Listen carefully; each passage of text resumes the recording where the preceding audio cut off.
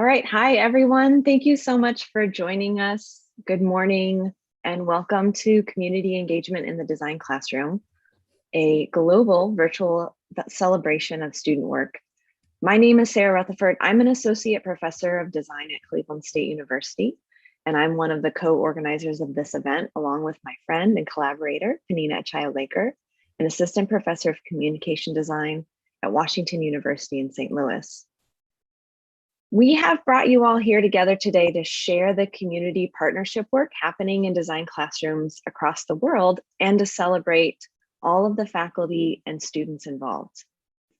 Last fall, we started this series with an event called Voter Engagement in the Design Classroom, which highlighted voting-themed projects ahead of the 2020 election. Through that event, we saw the incredible ways design faculty are bringing engaged learning projects into the classroom and knew that this format would be a great means to highlight community partnership projects. Since it's the end of the semester, many of you students are probably compiling your work for portfolios or projects. Faculty might be reviewing student work. You might have found that projects that integrate community partnerships are sometimes difficult to condense into this kind of brief visual format because partnership work often requires telling a story. And that's a story of process, challenges, of teamwork, and of learning. In addition to sharing these stories today, we knew that there would be value in seeing how different faculty are approaching these community engagement projects. Before we begin, we wanted to acknowledge our sponsors and the team who've helped us make this event possible. This event is sponsored by the Sandbox School of Design and Visual Arts at Washington University in St. Louis and the Cleveland State University College of Liberal Arts and Social Sciences. We give special thanks to our designer, Rachel Zemzer, our social media coordinator, Donna Ashugdali, as well as Liz Kramer from the Office of Socially Engaged Practice at Washington University in St. Louis for setting up this Zoom meeting and managing our live broadcast. Thank you, Sarah, for that really lovely introduction to our event, and welcome everybody. Today, we're going to hear from design faculty from around the world. We have students from 4 universities in the US and 1 from Singapore. Each faculty member will introduce themselves, provide some context for the project, and introduce the student representatives from their class to share more about the work. The contextual information provided by each faculty member will include a brief project prompt, an overview of the community partner with whom they worked, and the partner's level of involvement in the design or overall project. Now, that could be the framing of the problem, to co-creating potential solutions, or collaborating with students on analysis and strategy. We'll have a few minutes after each presentation, about 3 minutes, for some questions. So if you have a question, please put that in the Zoom chat if you're in the Zoom, or use the YouTube live chat. And now, to really help us kick off this exciting event, it's my pleasure to invite our first faculty member, Lisa Winstanley, Assistant Professor from Nanyang Technological University in Singapore. Welcome, Lisa. Thank you so much, and it's a pleasure to be here. So please just give me 1 second while I share my screen.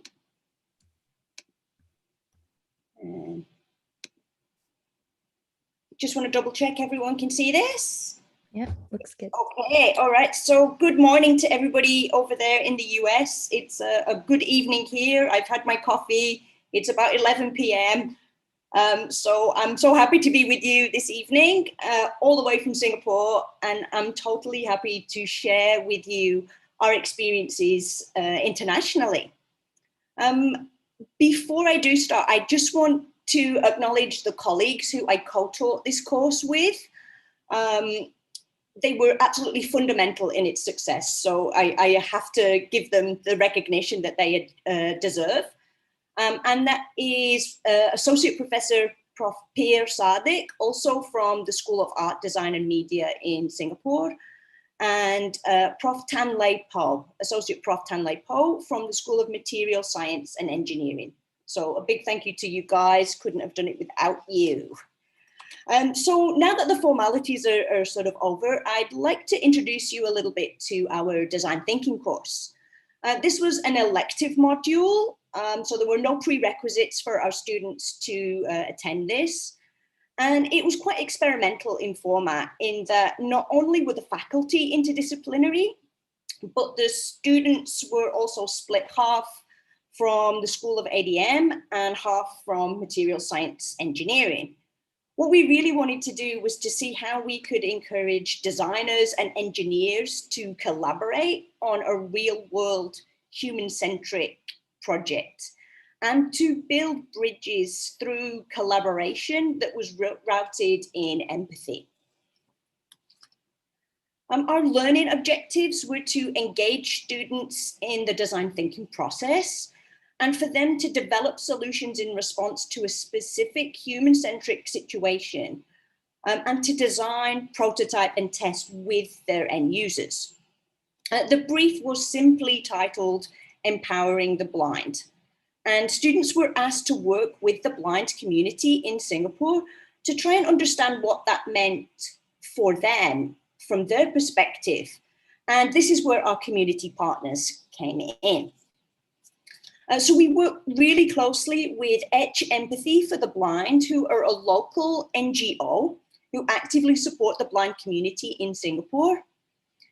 So after our students were introduced to the design thinking process, we invited Mr. Aaron Yeo, who was the founder of Etch Empathy, into the classroom. And he brought with him very kindly 3 members of the visually impaired community. And you can see here in the photograph, we've got the wonderful Auntie Lim, who was, she lost her vision very gradually over a number of years. Then we had the wonderful Serena, who was born blind. So she had no sight at all throughout her life. And then the fantastic Halimi, who lost his vision very suddenly. So all 3 of our partners had very different life experiences. And I think this really helped our students to get a little glimpse of what life might actually be like for a person, a blind person in Singapore. Students then developed their relationships with their partners, and together they co-created ideas and prototyped and tested solutions through continued feedback from faculty and interactions with the community. Students met up with their partners in person, in their homes, in cafes when COVID restrictions permitted, but also online. And the students were also invited to visit the Slice Kitchen, which is a kitchen that's owned by Etch Empathy, and it's run by blind chefs. So this is where the students observed, shadowed, and engaged with how the kitchen was set up. And they discovered different ways that they could work with the partners to empower them in their workplaces. I'll really quickly go over some of the amazing outcomes that we had from each of our 6 interdisciplinary teams. First off is the Multi-Plus, a multifunctioning chopping board, but my students are going to elaborate a lot more on this next, so I'll let them tell you a little bit more about this. We also had a number of different approaches to wayfinding outside the home. We had adaptations of existing fitness equipment, and that was adapted specifically for blind users. And we had solutions for pouring various hot and cold liquids and measuring that fluid as well. And another solution that we had was within the home. Students observed the problem in the home, that if a door was left fully open, that didn't cause a problem. If a door was fully closed, that didn't cause a problem. But if a door or a cupboard was slightly left ajar, then the blind person would be at huge risk of injury. So they created a home sound system, like a warning system, that would indicate to the user if the door was slightly left ajar, or the cupboard or drawer, whatever that might be. And all of these solutions were developed with our community partners in order to sort of answer the brief of empowering the blind. I'd also like to note that our Multi-Plus team, after completing our design thinking course, they were selected to participate in a nationwide initiative that was called Prototypical. And through a continued relationship with Etch Empathy beyond the classroom, I'm really delighted to say that they have so far made the top 10 teams nationwide. And they've received funding to develop their prototype even further. But I'm going to let them tell you about that a little bit more shortly. Lastly, in summary from me, we received such a positive response from both the students and the community partners. And I'm really genuinely looking forward to teaching this course again next semester. And with that, I shall hand over to my amazing students from Team Multi-Plus.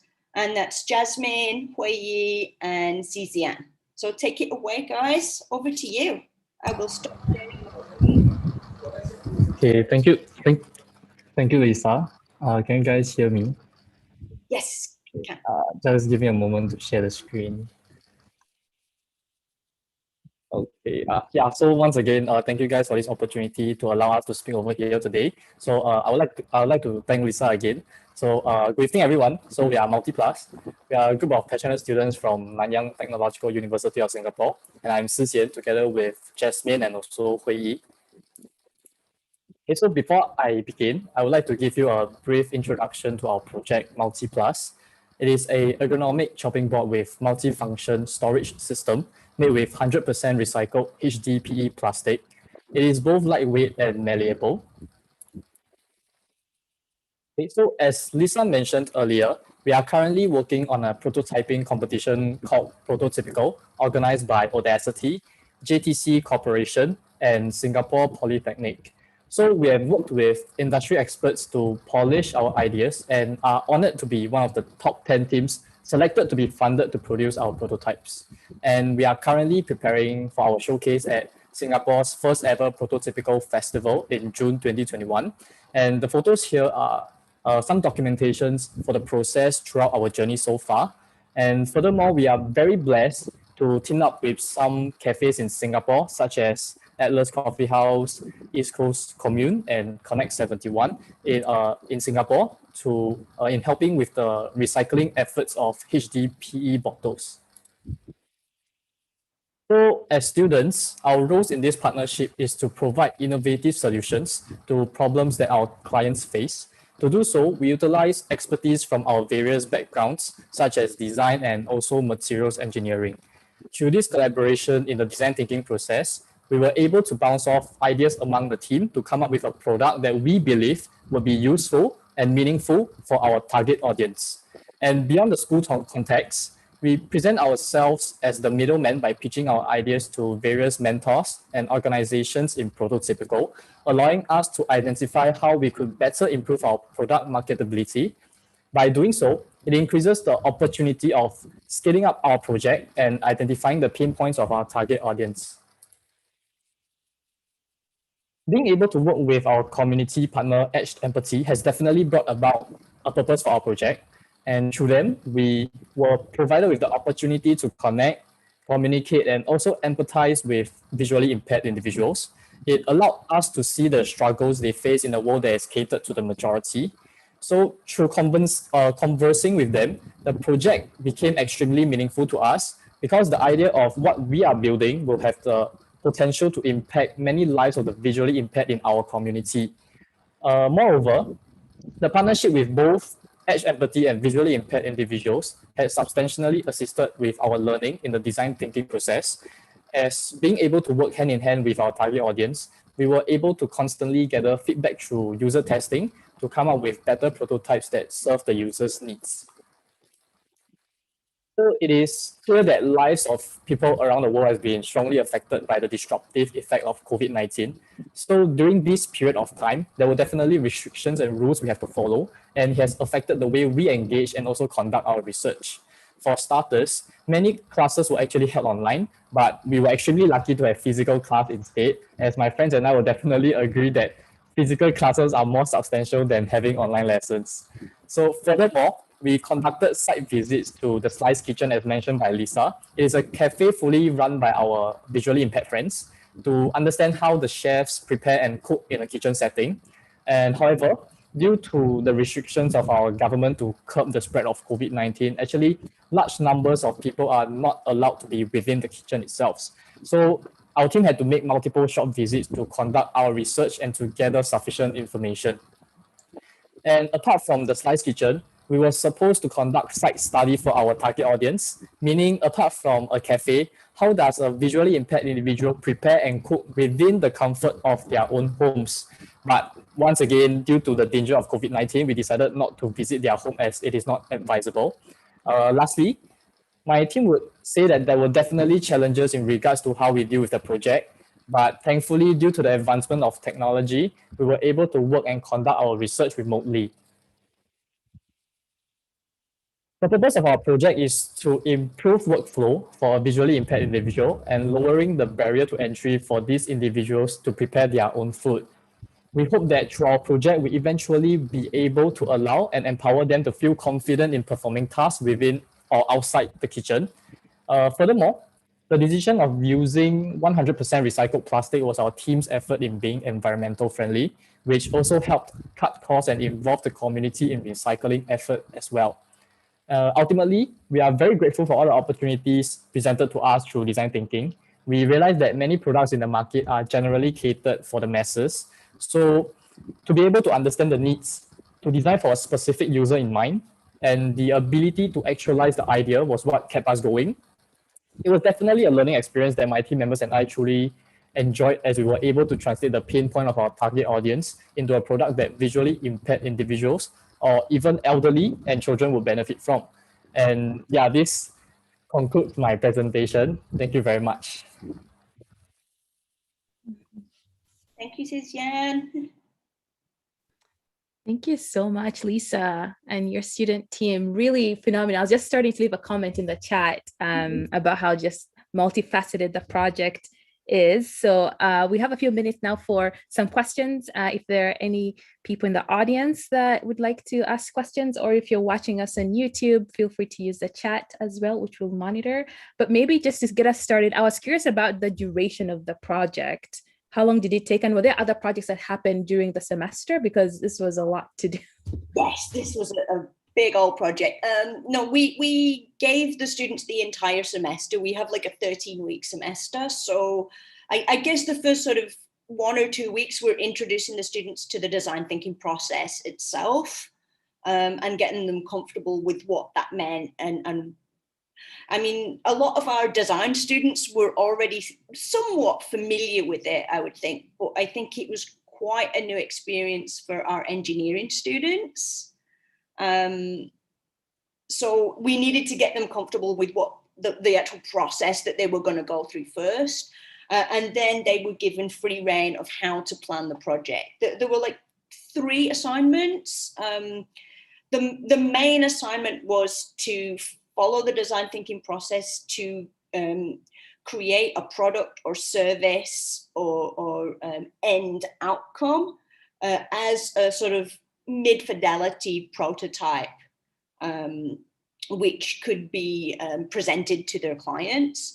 And the other assignments were mainly documentation of that process, and also a reflective journal, so that we could find out what on a personal level the students gained from that project. Did I miss anything out, Sis-Yan? No. I think you basically covered most of everything. Yeah, we made you work hard, right? I think everybody worked hard in this course. It's not just us students. Well, it sounds like all that hard work definitely paid off. So yes, feel free to use the chat to leave any questions or comments for this team, but we do have to move on to our next presentations. Next, we have Susan Millsap from The Ohio State University with a team of students to present their project. Thank you, Penina, and Sarah for inviting me. I'm excited to be here. And everybody can hear me all right? Great. Yes. Thank you. Again, I'm thrilled to be here. And Lisa, that was a really great project. And my project has a lot of similar relationships, which I'd like now to share with you.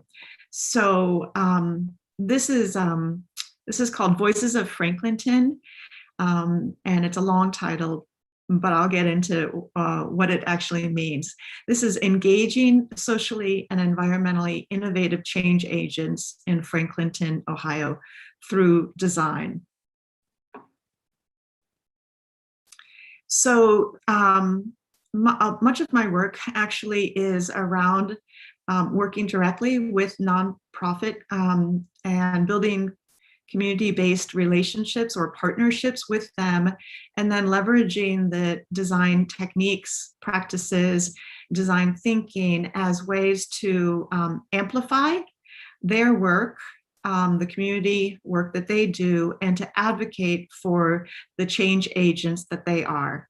So the first image is simply showing you the proximity, geographic proximity of the Ohio State University to a nearby community, Franklinton, Ohio, which is almost directly south, a little bit southwest to the campus. And the reason why I partnered with so many different nonprofits in this community called Franklinton is the fact that within this somewhat underserved neighborhood, it is going through a series of different transitions. One of them being the re-urbanization and the building up of an arts district, which is obviously then producing some gentrification issues. So many of the nonprofits in this small community, there's actually more than 20 nonprofits that work very synergistically together. They have monthly meetings, and therefore they're all they really are already their own larger partnership, even though that they are their own independent nonprofit. So today I'm going to share with you the engagement and the design process that we went through with 4 nonprofits. And very, very briefly, the first one is Franklinton Development Association, Franklinton Board of Trade, Franklinton Farms, and Gladden Community House, which is a settlement, a house, community house of the settlement house tradition. Before I go on with the details of the community partners, I'd like to let you know that the students all followed the Design Justice book and the Principles of Engagement. And we closely followed kind of the principles of engagement, and I think you'll see some of those ideas kind of trickle up in the processes that my student Tyra Diani will go through more. But to rethink design processes and center people who are marginalized by design, use collaborative creative practices, and be inclusive. So now I'll tell you a little bit more about each of these nonprofits and how they actually work a little bit independently, but also synergistically together. Franklinton Board of Trade is a local nonprofit that supports the local small businesses of the community. One specific project that the executive director has going on currently is called the Special Improvements District. And in that, he is hiring some of the men without shelter of the neighborhood to help in the cleanup of the neighborhood and really be agents of the change making that's going on and providing employment to these men. Franklinton Development Association is primarily an affordable housing nonprofit, and they provide both rental property as well as renovation of many of the homes in the Franklinton community. Gladden Community House is a social service agency providing numerous different services to community members, from after-school programming and senior programming to serving as a food pantry, which leads to Franklinton Farms, which is a series of urban farms in this community that provide local organic fresh produce to the local residents. So our course goals include engaging the design students with these partners in the team-based projects, and together working over a 16-week period of time to identify the issues, challenges, and potential project ideas. This is done through very much an asset-based community mapping exercise. The course goal was also to amplify and advocate for the work of the local nonprofits, and to expand design thinking, to expand students' learning through design thinking to design doing through practical place-based learning.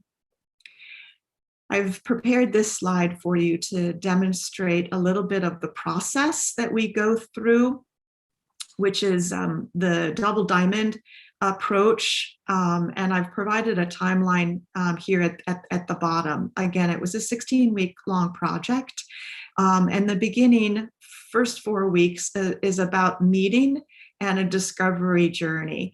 And the discovery journey is the students learning about the nonprofits, some on their own on websites, the work that is there and accessible, and then meeting online with them. And then, so each of the 01, 02, 03 were the project deliverable times, but through discovery and definition, there were many co-design workshops with nonprofits to gather more information so that the project type could actually be defined.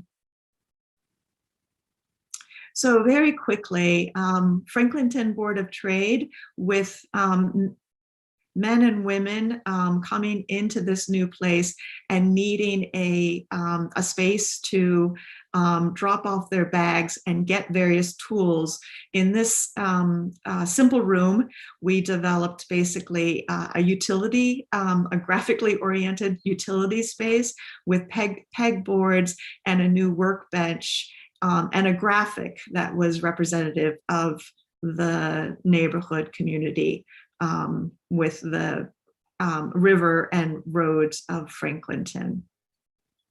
Franklinton Development Association needed both a signage, more branding in their office and reception area, as well as an interactive map that they can share with potential residents of the neighborhood. And this interactive website, then you can zoom into these different 96 different houses that the Franklinton Development Association has renovated over a period of 20 years. And you can get more information about those pieces of property. For the Gladden Community House, they were eager to set up a new program for a senior book club. And so the students reached out to many different seniors over the period of the course and put together a service design for seniors of the community. And what we will do is eventually facilitate in the design intervention of the interior space. And finally, we built a series of structures for Franklinton Farms to help them with their wayfinding through 12 of their farms throughout Franklinton. And I will let Tyra, my student now, go on with that project, as she can tell you much more the details of the design project from her perspective. Thank you. Hi guys, I'm Tyra, and I had a quick question. What is my time frame? How long should I go for? You've got about 2.5 minutes left within this, but we can steal a little time from questions if we need to. Okay. So we can do like 4 minutes. Okay. I just wanted to make sure I didn't go over. I can, briefly go through. Let me Thank you. Okay, so this was my team. We had 2 industrial designers. I was a VC, or a visual communication designer. And then we had 1 interior designer who's in the group message with us right now. So, our community partner was Jody Kinney, and then our professor was Susan Millsap. So yes, Susan went through the double diamond process, so I won't go into that. We initially did a overview, just trying to understand their context with Franklinton Farms, just understanding their pain points. We wanted to know their user journeys, like who are their stakeholders. So we mapped those out with her help. And through those, we presented to her like some potential design opportunities. We basically had some design buckets or goals that our solution could touch on, which were goals that Jody really emphasized to us was important. So that would be like a couple of them would be like engaging senior citizen community. Another potential goal could be creating more partnerships and establishing a bigger donation basis. Another one was engaging the local Black community. And then one was a huge one that was really important to her was increasing volunteer retention rates because they had a lot of turnover. So we really dived into like understanding those journeys, and we presented a couple of different solutions that could combine a couple of those. So through the design process, we kept narrowing and focusing in on our goal. And so this was another set of design solutions after another meeting with our community partner. And so like I said, we just refined it. And so we ended up going for this one, which is what are non-technology based ways to increase access to information about the resources that Franklinton Farm offers. Because there's a lot of limitations when you simply just have an app or digital promotions. A lot of people who don't have access to Wi-Fi, they miss out on that. So that was something really important for her to do, is to engage the Franklinton Farm community. And so with that, we came up with another set of ideas that were non-technology based ways to reach people. I won't go through all of them just because time is kind of short, but we ended up going through and selecting some kind of infographic brochure and like implementing concepts of play. So with that, we had 2 refined solutions. One of them was creating this wayfinding system, and another was a signage system for their actual gardens. So these each had like different goals, but after talking with their volunteers about what would be important and really helpful for them, we discovered that wayfinding was really going to touch many different user journeys and help them in ways that would be beneficial to both Franklinton Farms and the participants. So with that, let me dive into our project, which you saw some pictures of. We ended up creating this, like having this idea of creating a wayfinding structure. It's going to be like a "you are here" site map that people can see all the different gardens and know where they're at within the Franklinton area. So my team and I started sketching many different ideas of what that could look like. And a lot of them went through processes that were confirmed or passed along by Jody, who said, no, that won't work because of this user group. Like, how can we make it accessible to kids and people with like different reading levels? And so my team took charge of the physical structure shape of it. And then I took charge of the map illustration. And so I went through a lot of user testing with that. And then, yes, the structure went through a lot of refinement and development.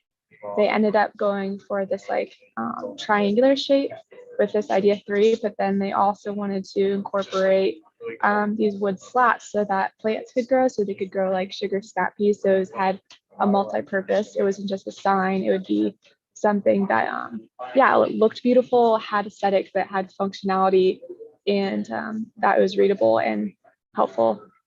So we ended up doing this. My team was really amazing. This is actually a structure they already have. They called it like a kiosk, but we ended up going for something a little bit more like this, where it basically mimicked their old structure, but had more modern elements as well. So yes, there's material exploration, like how are we going to get that map built together. My team like built the structure. They did all the hard work, in my opinion, and they spent lots of hours building that. And then I worked on the map illustration. That went through a lot of refinements, a lot of iterations, a lot of testing, but we ended up settling on this. And so the icons, again, also went through a lot of iteration processes. And so, yeah, basically the key components are, it shows a map of Franklinton, and your eyes immediately drawn to the "You Are Here" orange spot, and which is highlighted, indicated below. It's picture based, just so people of different reading levels would be able to, like associate with where they're at. And instead of just on their old map, it was more like paragraphs of words and information and numbers. And so, yeah, I really wanted it to be user friendly. So I went through a lot of testing. And then, yeah, installation, we were putting it down. We were putting it in the ground, which is so exciting. It was honestly kind of surreal to see it put together. So I was very excited. This is a Photoshop rendition because we're actually still in the process of installing it. But this is essentially what it's going to look like in the end. So yeah, it was very, very fun. COVID definitely had its setbacks, but like through the spring, because it's outdoors, we had the privilege of like being able to do it safely. And yeah, it was honestly a very, very fun experience. Definitely enjoyed it and learned a lot like through working with a community partner that I think is going to have like some similarities to the real world. So yeah, thank you.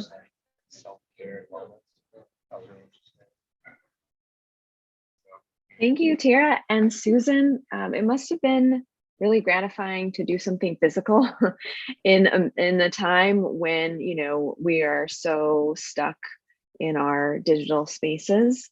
So it's really neat to see that as well. So what we'll ask you to do, there's some questions going along in the chat for this team. So if you all would take a look at them. And then I think what we'll do is, if we're ahead of time at the end, we'll open up for general questions. But at this moment, I want to introduce Elizabeth Vernon, who is an assistant professor at James Madison University. Thank you so much, Sarah. All right, I'm going to share my screen here and see if you can see that. Everyone can see that? Yeah. All right, great.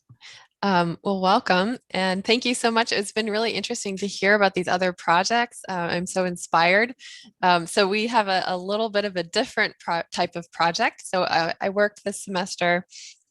I teach at James Madison University. I actually started in the fall. Really fun. And I'm teaching visual communication within the School of Media Arts and Design, which is a not strictly design program, but it's we teach graphic design as part of the program. So I'll tell you more about this as we jump in here, but just wanted to give you a little bit of background about us first. So we aim to create creative, reflective, highly skilled media producers who are focusing on social impact and advancing public interest. So within that, we have sort of 4 different focus areas: creative advertising, and digital video, and cinema, interactive design, and then journalism. So there's sort of 4 focus areas. So this course that I was teaching, have been teaching, is Foundations of Visual Communication Design. And it's sort of a 200 level intro. So people, our students, 2 of whom are here, are learning, the creative suite and some of these really beginning stuff about design principles and elements. So that's kind of where we started. James Madison University, where we are, is a predominantly white institution. It's located in Harrisonburg, Virginia. Put that here on the map for you in case you haven't been there. And also, despite being a predominantly white institution, Harrisonburg is also the home to this really diverse community, 17% foreign-born population, 53 languages, 49 countries represented in the public schools. So there's this really interesting dynamic going on here. So one of the questions that I came in with, I was drawn to living here because of this amazing city. And yet, how do we bridge the gap between the university population and the city population? And how do we make connections? So that was one of the things I was interested in doing and why I'm interested in community-based projects in part, in addition to all the other benefits. So this is kind of the steps that I took. And this kind of thing is really helpful for me because I'm still learning how to do this. And I love the chance to learn about how you all have done it. I started talking to people. I started meeting with people who are doing things in the community, talking with partners, realizing that everyone at JMU wants to do something in the community and we're all doing it differently. And so trying to coordinate with what's already going on. I ended up connecting to a teacher at the high school. So the only public high school, there's one in the city, who is an English teacher, and she taught yearbook, has been there forever. And she was interested in doing a project. And so we co-created this assignment that connects our students. So this was kind of a one-to-one partnership with from university students and high school students. The high school students were volunteering for this, and my students were in a class. And our class the project took about 4 to 8 weeks. It was a little bit flexible on the ends. So this was the prompt. We were documenting extraordinary times through multimedia storytelling. So I knew we were going to have to learn Photoshop, Illustrator, and InDesign. So I was trying to think of how can we create an assignment that would allow us to do that, but also work with this partner. So our partner was the Harrisonburg High School. 19 students of many different ethnic backgrounds. So through this collaboration, we were documenting the lives of these high schoolers through the COVID-19 pandemic. So the goal was to produce an exhibit that it was funded by a grant from the Harrisonburg Education Foundation, and to show what was it like to be a teenager during these times here. So this is what we were trying to do. Our objective was to create a life-size silhouette that had photos of the high schoolers' lives. And it was also accompanied by a sign that told a little bit more about them, included an original poem and a bio that they had written. And so then our students at JMU were using Photoshop and Illustrator and InDesign and applying the design principles that they were just learning about to this project while they were getting to know their partner. And so each were paired one-on-one with a high schooler. So to begin with, before the semester even started, I headed over to the high school. And this is when our class was actually fully online. I have actually never met my students in person. So I definitely hear like there's something really nice about being physical, right? Going and doing something. So this was an enjoyable part of the process where we set up a sort of a screen and took photos that would be the foundation of the silhouette that we would create. So now I'm going to turn it over. Maria and Dylan, I have 2 students here who are going to share a little bit about their experience with the project. I'm going to run the slides and they'll talk briefly about this, but Maria is going to start us out. She's a SMAD major, School of Media Arts and Design, with a concentration in journalism. She grew up in Northern Virginia and she enjoys reading and portrait photography. So she'll tell us a little bit more about her process. And Maria, just let me know when you want me to advance the slides. Yeah, sounds good. Hi, everyone. It's good to be here. I'll just kind of start off with some of the background for this. So I was partnered up with a high school senior whose name was Sabrina. And so in this partnership, she was kind of supplying me with the different parts of her story, her life, her personality. And my job was kind of to document that and to be the artist and kind of visually express what her experience had been like during COVID-19. So she sent me photos, we talked on Zoom, we texted back and forth. So I just asked her questions and then used her answers and then created artwork about her story.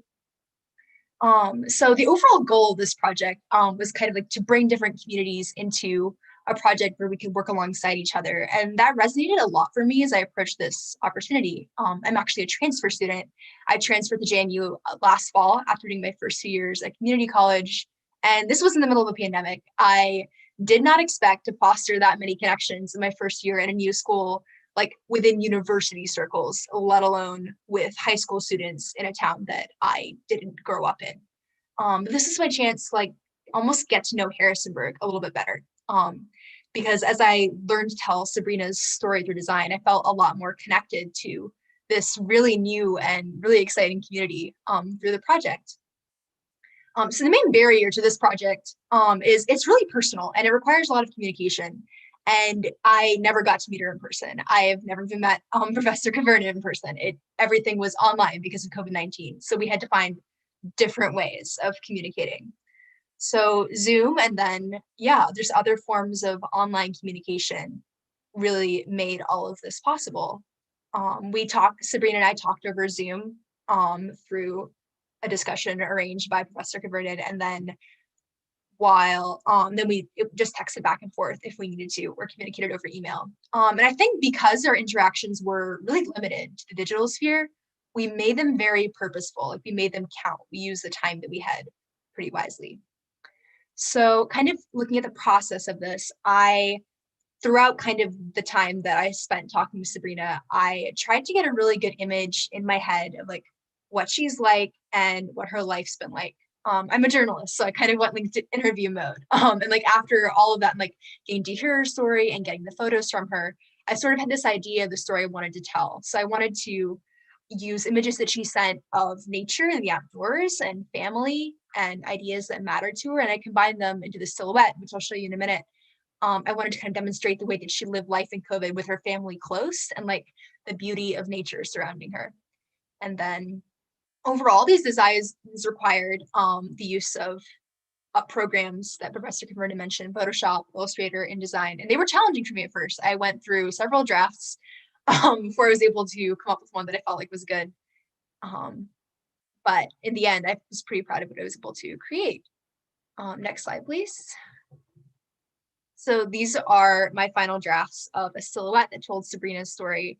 So you can kind of tell there's a range of kinds of images. They were taken like over different points in the school year.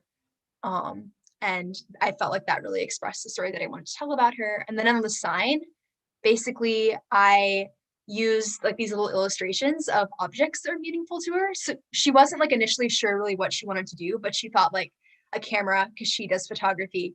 And then she also liked the idea of art supplies. So I did like a paint palette for that. And overall, it was really fun. And I am really excited about what I was able to come up with and very honored to be able to share them with you today. Thank you. Thank you, Maria. And I did just want to mention that this was the final produced version that, it's strange because I would have loved to have like Maria cut this out and shellac it on the board, but it ended up being the high school teacher that did that. I printed them. So we managed to make it work, but it wasn't ideal because of COVID. All right, now I'm going to turn things over to Dylan, who is my second student. Dylan is a SMAD major with a concentration in creative advertising from Waynesboro, Virginia, and enjoys overlanding, which he tells me is basically glamorous camping in his free time. So Dylan. Hello, thank you so much for this opportunity to like share the stories of these high schoolers. It really means a lot. So my role basically for this project was just to be able to tell my partner Alex's story. He's not actually from the United States. He's from El Salvador, and he moved here 5 years ago with his family. So he's had a really like amazing like transition into the United States and everything. And he's actually written books, and it was really great to like get to know him and everything. And being from Waynesboro, I've been close. It's 30 minutes down the road from Harrisonburg. So I've known Harrisonburg a lot, but I've never been able to get to know the community very well. So it was really interesting to be able to really connect with the community through this project. So with Alex, I asked him for photos. We met over Zoom with our first meeting. And then after that, we work. So it was hard for us to actually like, talk in person or on the phone. So we would just text back and forth. And I really felt like I got to know him super well, actually. And then throughout the whole thing, I would send him pictures of the rough drafts that I was making just to make sure he was happy with it. And he was excited about the project as well. If you want to go to the next slide, please. So this is the project I came up with for Alex. I really wanted to show his family side and him working and all his friends that he hung out with all the time. The design on the poster actually comes from the design from his book that he wrote that he actually won awards for. And then the bird in the bottom is the national bird of El Salvador. I actually got to know Alex a little bit differently too through my work. I work at Sheets here in Fishersville or in Harrisonburg. And one of his classmates who actually was a part of this project as well, Daniela, we would sit at work and talk about the project, and she gave me information about Alex, and it was really like eye-opening to hear all the stories between her and just Alex. It was just like this amazing community feeling. And then just the impact that COVID had on doing this, it definitely changed the way all of us have to like interact with each other. But I think with being able to work with people that went to the same high school as him and knew him, it really allowed me to get to know him and just everyone in the community. I think my biggest challenge for this project, which I think everyone can relate to with Adobe products, is just it always crashing on you. So I'd be halfway through and then it would just crash. So I learned to save very, very often as much as possible. So yeah, thank you so much. And again, this is the full scale final version. And I threw my students into like, larger than life size Photoshop files. So they're huge. So good job, Maria and Dylan. I'm really proud of you. So in terms of next steps, these signs have been produced and they are going to be a mobile exhibit that's shared with the JMU community and also the local community, and they've been presented at the school board. They've also been presented at the board of visitors at the university. So it's really interesting to see how this project has gained a lot of traction within both communities. I think it's kind of reached this felt need, which has been interesting to me. So these are a few more photos of the project and at that school board meeting. And thank you very much. It's been great to share with you all.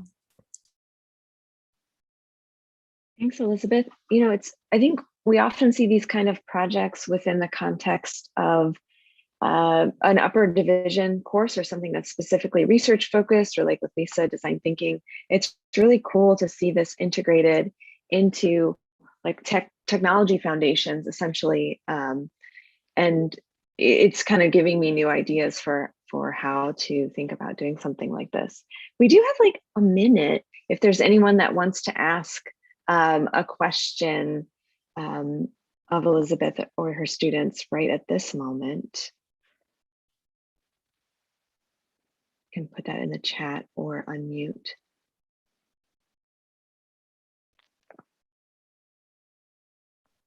I guess I could ask a quick question, Elizabeth. I imagine the high school students who are able to pair with your students walked away just feeling really fulfilled from this experience. And I don't know if I missed it in the beginning, but how did you decide or determine which students? How did you choose? Good question. Yeah, I knew we had about 19 to 20 in my class. So essentially worked with Mary and said, hey, we kind of need that many students. And she selected them. She has worked on yearbook and she's been there for a long time. So she kind of selected them with the eye of people who'd be interested. And then also people from different backgrounds. So just the number of countries that the students were from is pretty amazing, and the number of languages they speak. But I think that really does speak to sort of like how you work with partners. And I know that we've seen that in the other projects as well, is like, I don't know those students, Mary knows them. So that's working with her allowed me access to doing this in a way that I couldn't have done on my own. So. Yeah. Thank you. Penny, you're actually up. So I'm going to introduce Penny Chile-Laker, who is an assistant professor at Washington University in St. Louis, and her student team. Yes, thank you, Sarah. All right, thanks for sharing the screen, Lou. And this is actually a nice follow-up from Elizabeth's presentation, because my students are also not necessarily design students only, but it's the project that we're going to share today comes from sort of like a seminar class I teach called Design in Social Systems. And this is one of 3 final projects that were assigned to students in this course. And they all involved partnering with a local community organization here in the St. Louis area. So to give you a little bit of context of the class, Design in Social Systems is an introductory multidisciplinary seminar that is required for students that are taking our minor in creative practice for social change, but is also open to undergraduate students at Washington University, regardless of their major. So these classes tend to have students from all over the university. So given the nature of this class, students are coming from different disciplines. So that means they're also bringing really interesting, diverse perspectives that really allow for us to examine various approaches to addressing complex social issues. And we're able to think about how those issues are shaped by policies, social systems, and individual experiences of the people in our community. So for the final project, which you're going to hear a little bit more about soon from my students are paired with a local community-based organization, and they are tasked with conducting both secondary research. So they are looking at any kind of information that is existing in the public domain, and they are spending a week or so just really familiarizing themselves with a partner, what they do, who they are. And then they'll have a chance to engage with our partner multiple times during the project to identify together how best they can amplify the efforts of the partner. So this particular group that you're going to hear from today partnered with the St. Louis Metro Market, which is this really fun grocery store on wheels with a mission to restore access to healthy and affordable food options in the St. Louis area food deserts. The final proposal that the students presented to our partner resulted in a marketing and content strategy kit that would help the St. Louis Metro Market team just really amplify their efforts. They just actually a few days ago started their new season, so they are back up on the road taking food to a lot of these areas. So I have 3 students here who are just going to really take you through the process that they went through while they're doing this project. Today we have Claire Wild, who's a senior. She just graduated, is getting ready to go to med school here in the next year. We have Lou Gillespie, who is a junior computer science major, minoring in the business of social impact as well as design, and Sasha Kostenko, a sophomore in communication design, also minoring in computer design. So I'll let the ladies take it away. Thank you. Perfect. Hi, everyone. Really excited to be here. And so thank you so much, Penny, for our introduction. And we are just going to sort of walk through our process, a little bit about our partnership with Quentin, and sort of walk you through a lot of the parts of our final deliverable.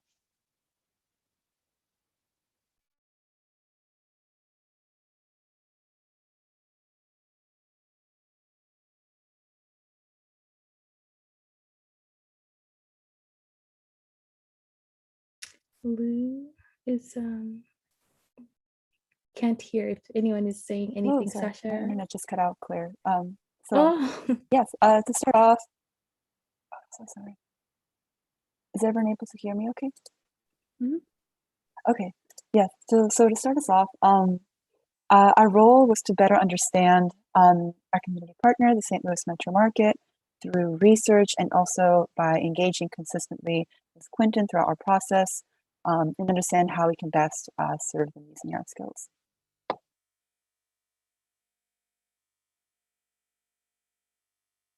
So throughout our process, we started off just conducting general research to which we eventually mapped using a systems map, which we will touch on later, to help us understand the context of the project and also to begin identifying potential spaces where we could work with Quentin to assist with the Metro Market.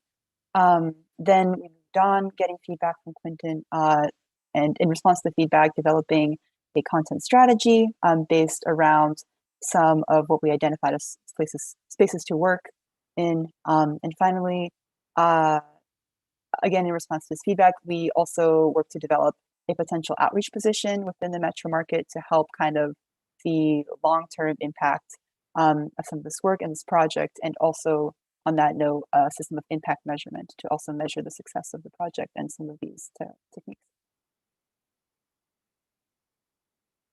Yeah, so like Sasha mentioned, we had a really dynamic relationship with Quentin, our community partner. So in that initial phase that we talked about, we were sort of info gathering, we had access to all the virtual platforms that St. Louis Metro Market put their information out on. We sort of got a sense of what we were sort of picking up from their virtual platforms and looking at the ways in which they are currently connecting really successfully with their clients and like larger national audience, and also the ways that they could use some more support. So during our first meeting with Quentin, we had this like really just like awesome synergy with him where we were sort of talking about the things that we had noticed from their platforms, and he was able to echo and say like, yes, those are exactly the things that I was thinking about as well. So we, from that meeting, sort of just narrowed on like what is our goal here, and he mentioned that a lot of the current St. Louis Metro Market budget has to go to operations, and so they are sort of like underinvested in their marketing and sort of community outreach efforts. So we sort of situated that as our overall goal, and then from there we got a sense of what we could do in concrete ways to further that mission. And so this final deliverable that we first presented to Quentin, we had a lot of different ideas, and it sort of got to the point where he also asked us like what we would sort of be excited about working on, because we thought that from the list that we created, he thought from the list that we had created, like any of those would be helpful. So we were really lucky to sort of talk with him and sort of come at like a mutual solution on what would be both really helpful for the Metro Market and also iterative for this class and his organization. So he was a really crucial part in determining project direction. We really wanted to sort of take point from him on what would be the most helpful there. And then after our sort of second round of feedback, we got a better sense of how these ideas, which were still sort of grounded conceptually, how would they be the most functional for the actual St. Louis Metro Market. And a lot of that came from creating an actual position that could run some of the deliverables that we could talk about. So actually like looking at the organizational infrastructure and making a space for these different tasks. Yeah, and then just to add like one more layer on top of how rich that like partnership relationship was, our entire like class took part remotely. So, we became very intimately familiar with like those Zoom meetings, like long email chains, text messages, just to like make sure we were centering around our partner, because we wanted to be like really partner oriented. But I think kind of where COVID was like most glaring with our project was the direction we decided to go in, because we kind of identified outreach as like the main problem space for the St. Louis Metro Market. But we had to deal with this tension of like, this accessible channel of communication versus like the reality that like this virtual communication isn't actually the most accessible for everyone. So we kind of from there wanted to make sure that like our final deliverable both like allowed the St. Louis Metro Market to like really tap into that accessibility, but also like have more like tangible physical things that like would allow them to be, situated within like their context. Yeah, so building off that, our final deliverables involved a few different distinct sections, including our kind of overarching content strategy, our proposed position, and a system of impact measurement. So yes, we began with our systems map that's kind of demonstrating the flow of resources between the Metro Market and stakeholders. Then we also had a few kind of virtual elements, kind of thinking about how we can increase the Metro Market's presence virtually, its communication virtually with its with the communities who they serve. we proposed a potential position, potentially an internship that would help to run some of these elements, and also a system of impact measurement that could measure the long-term impact of this work. So yeah, beginning with the systems map, here we modeled it after a bus transit system map in honor of the Metro Market's bus system. And we organized the flow of resources between the market and their partners, their funders, the communities they serve, through a few different types of resources like produce, time, etc. So from that system map really allowed us to like identify how the metro market was situated within like the larger system of like food access. And we kind of came to this mutual understanding with Quentin that one of the biggest opportunities was to strengthen their lines of communication, particularly through social media. So what we did for this kind of deliverable was that we wanted to look at across 3 similar organizations who also worked in the food access area. And we really like wanted to drill down and like identify distinct guidelines for how to use each of these platforms and what successfully happened in terms of communication on each of these platforms. And then we wanted to go like 1 layer deeper, and we kind of created this bank of ideas and strategies for this St. Louis Metro Market to kind of like implement day one as soon as they got this like portfolio, so that they could really be like most successfully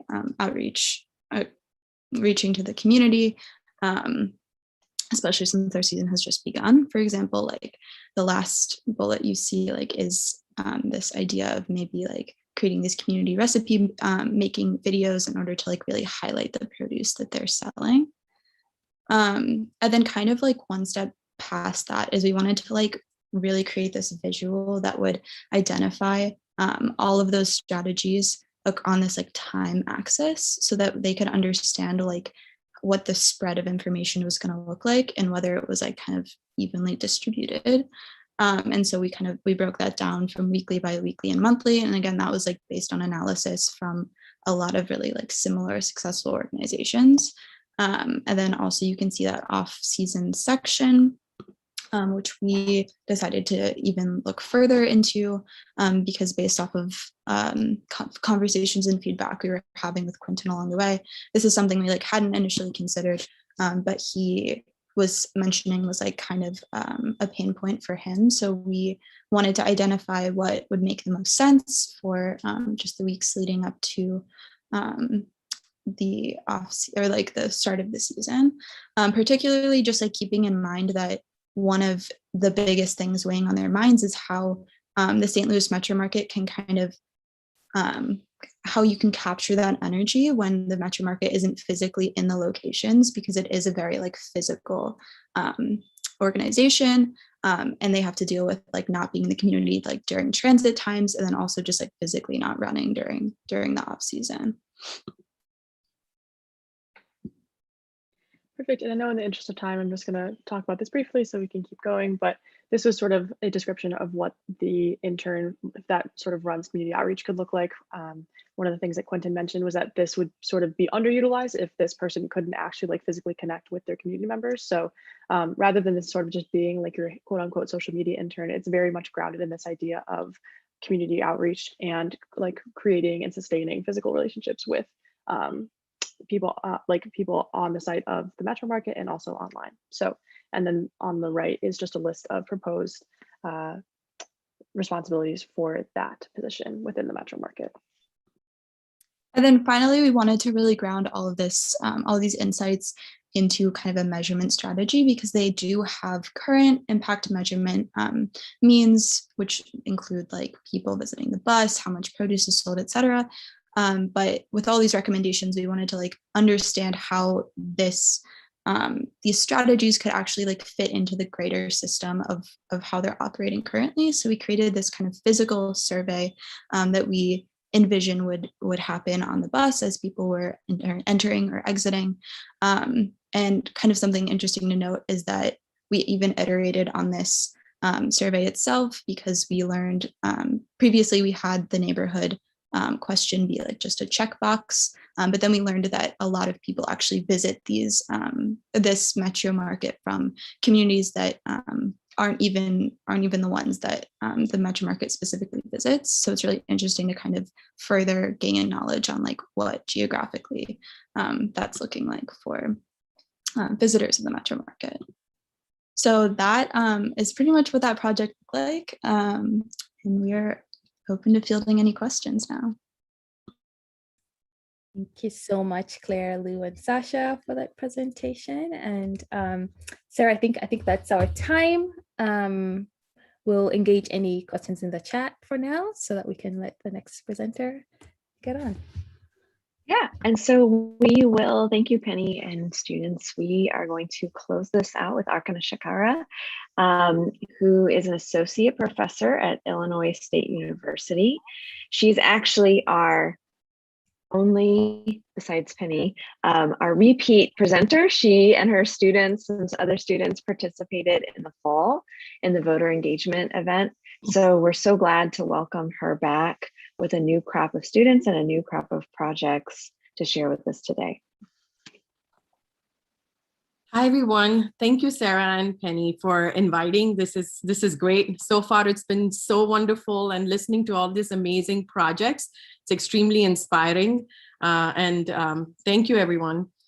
So I'm Archana Shekhara. I'm Associate Professor of Graphic Design at Illinois State University.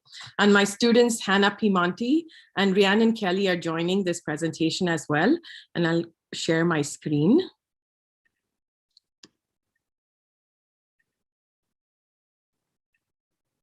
Can everybody see this, please? Okay, perfect. Thank you. And I'm trying to put this so the recording can go well too. So I teach a course called Design Street Studio, a research-based social innovation lab focusing on human-centered service design. As the studio's creative director, I strive to facilitate an interdisciplinary learning environment, promoting, just a second, please. Sorry. I teach a course called Design Street Studio, a research-based social innovation lab focusing on human-centered service design. As the studio's creative director, I strive to facilitate an interdisciplinary learning environment, promoting discovery and experimentation, engaging in experiential and service learning. We collaborate with various organizations on campus and the broader community. The studio does commission work and one pro bono project with community partners promoting social justice issues each semester. Integrating community partnerships into the classroom projects provides a transformative experience to students as they learn to create equity-centered designs at the grassroots level and see through the lens of empathy. My goal is to empower students to use design as a tool in respecting human dignity. Giving back to the community means you took something and you're obligated to give it back. So one should give without any expectations, returns, or favors, because we are all a part of that community. And I want to pass that sense of responsibility on to my students. So the global pandemic shifted our perceptions and forced us to create innovative methods to engage students with community partners while providing meaningful experiences. We will be presenting 2 community collaborative projects executed in 2020. So in the spring, we continued our partnership with Labyrinth Made Goods, a social entrepreneurship project which empowers women who are working to rebuild their lives after the incarceration, selling hand-poured soy candles to become self-sufficient. This project received the Google Impact Award of $75,000 to support initial material cost after our designs were shared for the grant. The project partnership began in fall 2019 and was fully executed in 2020. The community partners were involved throughout the project, framing the scope and outlining the parameters in terms of budget and materials. However, they allowed us the space for creative freedom in proposing various designs for identity and labels and naming for candles. So I had 9 students work on this project because Design Streak is a studio class and we do professional work. So it's hard to have a large group of students. So students apply to this course and after a portfolio review, they get into the course. So students and I visited Labyrinth and met with the women and various volunteers who were involved in the project. Visiting the site and engaging in conversations helped us to better understand the project's deep meanings and intentions.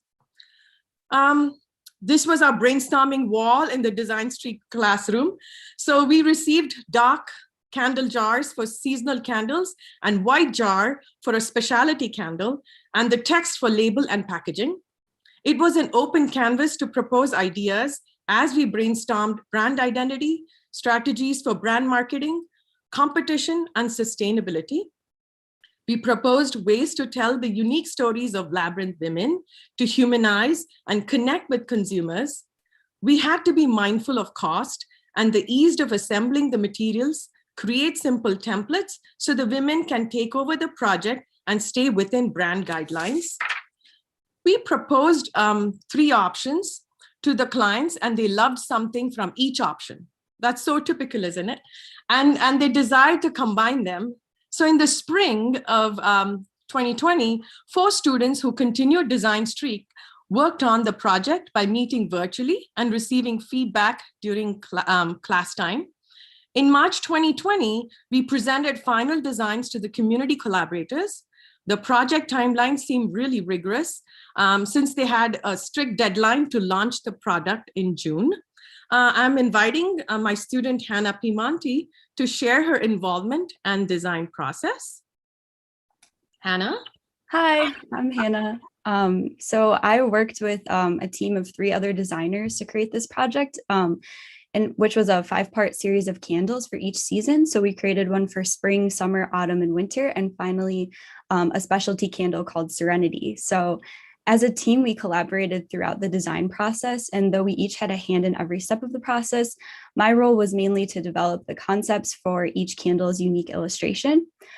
Because the women of Labyrinth used a handmade process to create their candles, we chose to use a botanical style illustration to honor the time and care and detail it takes to create with the hands.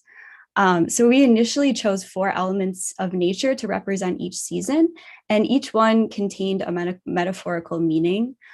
Spring meant new beginnings, so we chose a budding flower to depict the new journey the women of Labyrinth were embarking on. And for summer, we chose a sunflower to embody the warm energy of the Labyrinth house. A weathered leaf was used for autumn, and this showcased the details of the veins of its past. Winter stood for the end of an old life and beginning of a new one. So showing a branch helped to illustrate the cycle of life. And finally, the Serenity candle featured a detailed drawing of the Labyrinth house where the women called home. So the colors we used also helped illustrate the energy of each season, all in a way that captured the vibrancy of these women. And eventually these initial concepts evolved into a series of illustrations and names that would rotate and help the women release a new line of candles every year.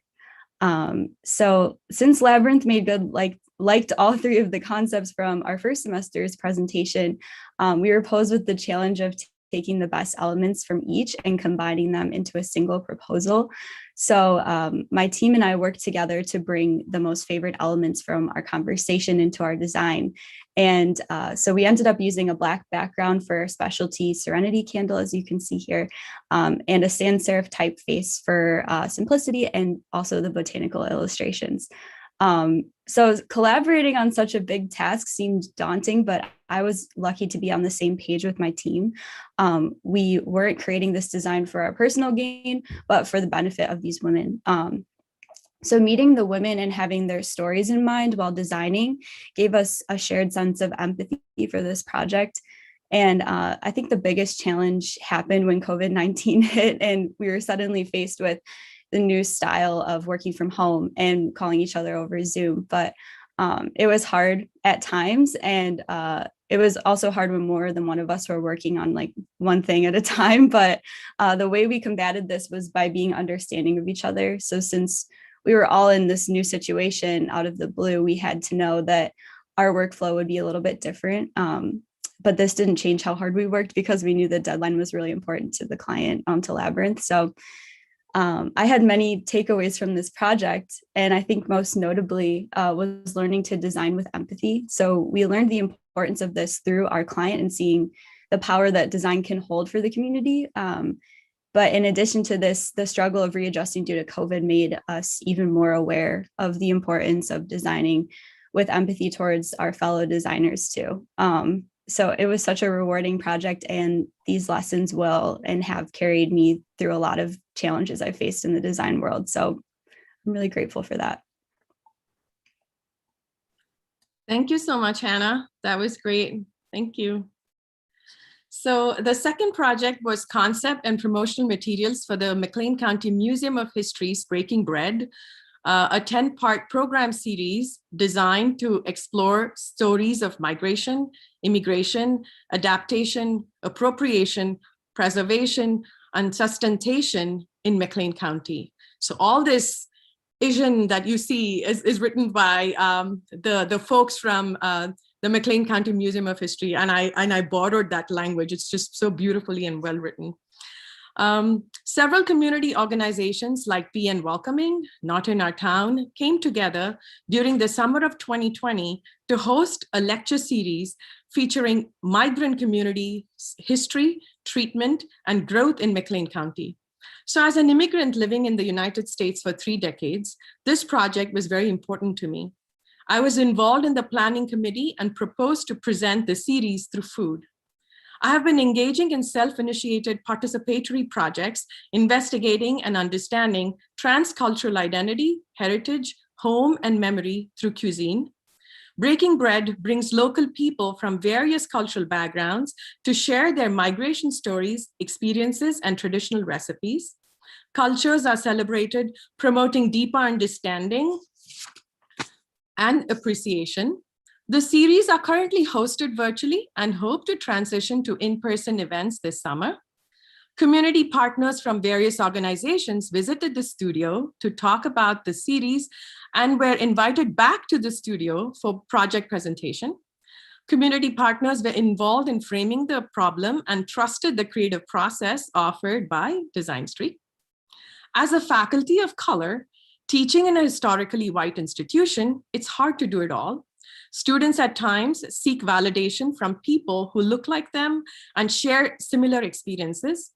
I invited community collaborators and subject matter experts to visit the Design Street classroom virtually to present the history of Bloomington Normal, city's town and community development, facilitated a discussion on implicit biases and marginalization of underrepresented communities.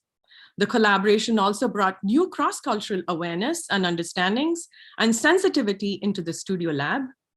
I'm just thrilled that I'll be hosting, I'm saying this shamelessly, I'm thrilled that I'll be hosting Garam Masala Box, Indian American cooking on September 11th. I picked September 11th on purpose because it's 9/11. Those folks who look like me, it was very difficult after 9/11. So I purposefully picked that date. I invite Rhiannon Kelly, my student, who will be sharing her involvement and design process for the Breaking Bread series. So Rhiannon. Hello, everyone. I hope you can hear me okay. I am Rhiannon, and I had the privilege of working with a few other students on the branding for the speaker series and the development of the logo and the poster as well. And throughout this process, we just focused on working to understand the Bloomington Normal community and its culture. So starting the research for this project, we spoke with community member Mike Matika, who is co-chair of Not in Our Town organization, to get a better understanding of the history of McLean County and the rich past of migratory groups that have come here. He spoke in a lot of detail about the city's history and movements that have come through the area, and he even talked a bit about some of the civil rights movements. And this helped expand everyone's knowledge and understanding of the community and kind of gave us that starting point for sketching our ideas and putting us all sort of on the same page. Most of the research and background of this project came from having those virtual discussions, since this was developed all online. And I think having to work virtually for this entire project was the biggest struggle, especially for myself, not being in McLean County or being from the area, and not being able to actually go visit the different places around town, or even taking another visit to the History Museum to do some more of that research. And since this project is centered around migration through a lens of food as well, it would have been really nice to go to some of the different restaurants around town and actually try some of the cuisines of some of the cultures that are discussed throughout this project. But I think just having those conversations really help sort of supplement that. So when it came to actually making the pieces for this project, we started with the logo and built up from there. And with the logo, we wanted to focus on ideas of resilience and identity, and just trying to grasp how and why people migrate. We also wanted to draw on this concept of overlapping identities and picking up new identities from migrating. So the logo itself combines these staple crops in a unified bunch. And this element is hand-drawn, and that, along with the paint swatch, brings in this notion of the hand and puts people at the heart of the logo. So this sort of paint motif is then brought into the other elements of the branding as well. In the cover images for the events, you'll see an image of whichever food is in the title, with a gradient map over the image of the colors from the flag of the country that is being presented. And we decided to go with this images of food rather than something like a drawing, to make that visual connection with the food and the culture, as well as to catch the audience's attention. The poster, which was designed this spring, brings all of these together in this sort of patchwork quilt, to symbolize both the unity and the distinct identities of all of the cultures. The patchwork quilt concept is accessible because most cultures have their own unique relationship with fabrics and patterns, and the community is seen as a fabric of different cultures. With each presentation, we have shared recipes from the speaker for everyone to try and share, which will eventually be put together in a recipe book. And from my own experience working on this project, I've learned a lot about the food of different cultures just through trying to find the images and understand what the cover images actually will be. And I can say that it's opened my eyes as to how many different cultural community groups there are in Bloomington Normal, and how rich of a history it has in diversity and civil rights. And I've also realized that there's more of a willingness to share and learn about each other's cultures than I realized, which has been really exciting to see. And I think there's been quite a bit of excitement in the community as well, as each presentation has gone up, although virtual, and it has been gaining traction in the community, and it's been something that people are excited about and experiencing together. And I'm just really looking forward to continuing this sort of consciousness and community building in my own work in the future.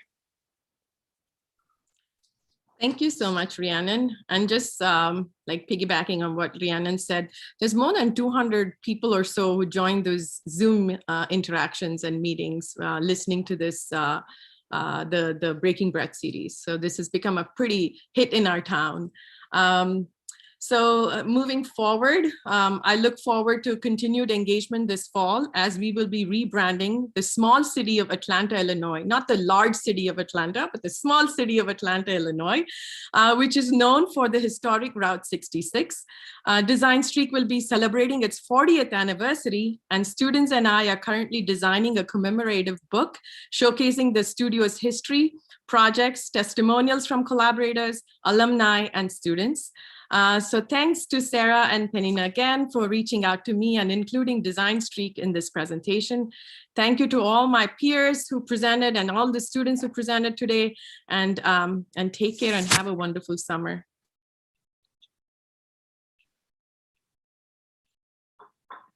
Thank you so much, Arkana.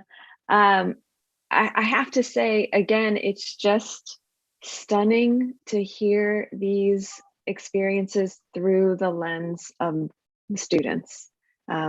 Hearing you all talk about your work and your process and what it meant to you is really what, one of the reasons we decided to do this event.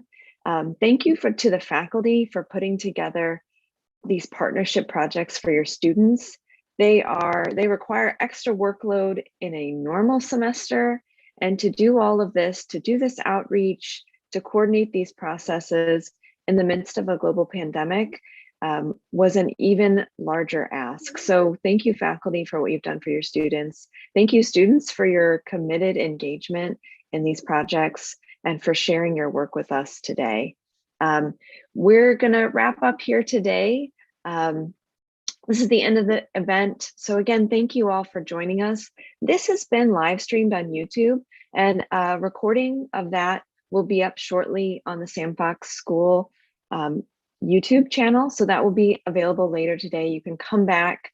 I know I'm definitely going to be listening to these presentations again as I think about curriculum for the next year. So these will be available to you as a resource.